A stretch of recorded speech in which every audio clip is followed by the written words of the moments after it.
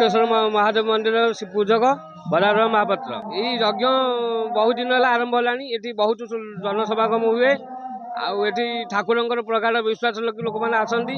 यज्ञ 4 दिन व्यापी घृत यज्ञ हुए आ ठाकुर बहुत महिमा अच्छी समस्त भक्त मन मनोवांछा पूर्ण हुए यज्ञ आमको तो साजुल्य मुक्ति हुए ठाकुर आशीर्वाद ग्रहण करूँ आमको भल लगे टे समस्त जय जगन्नाथ अनुष्ठान को बहुत धन्यवाद देवी यही बक्रेश्वर पीठरे आपण यही अनुष्ठान टी जबित रखिंट प्रथम तो धन्यवाद देवी ग्रामवासी बृंद को महायज्ञ आयोजन कर समस्त कल्याण और मंगल आपड़ जो आयोजन कर एकांत काम्य एवं आमर भाईचारार प्रस्तुत बस समस्त को यही भाईचारा ए प्रेम बांधि रखापी आउ जनसमाजर कल्याण आपड़ जो महायज्ञ करुँच